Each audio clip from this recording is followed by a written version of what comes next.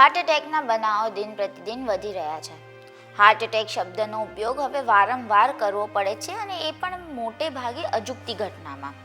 નાની ઉંમરે હૃદયના ધબકારા બંધ થઈ જાય છે. કોઈ વ્યક્તિ અચાનક ચીર નિંદ્રામાં પોઢી જાય છે.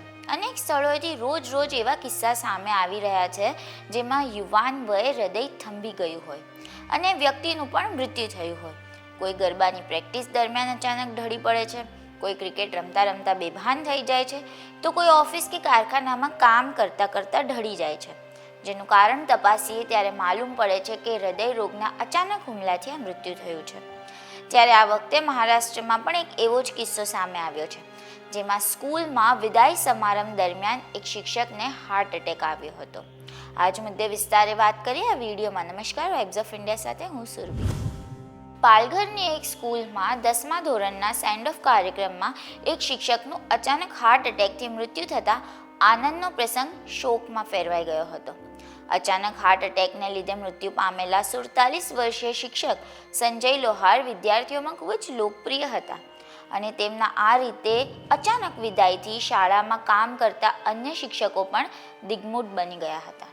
પાલઘર જિલ્લાના મનોરની લાલ બહાદુર શાસ્ત્રી હાઈસ્કૂલમાં 10મા ધોરણમાં ભણતા વિદ્યાર્થીઓનો વિદાય સમારંભ મંગળવારે યોજાયો હતો. આ સમયે શિક્ષકો વિદ્યાર્થીઓને શુભેચ્છા આપવાની સાથે સાથે સંબોધન પણ કરી રહ્યા હતા. આ સમયે સંજય લોહારે પણ વિદ્યાર્થીઓને શુભેચ્છા આપી અને તેઓ પોડિયમ પર સંબોધન કરી રહ્યા હતા. ત્યારે અચાનક તેમને હાર્ટ એટેક આવ્યો અને તેઓ સંતુલન ગુમાવી પોડિયમ સાથે જમીન પર પટકાયા. અચાનક બનેલી આ ઘટનાથી ત્યાં હાજર શિક્ષકો અને વિદ્યાર્થીઓ ચોંકી ઉઠ્યા.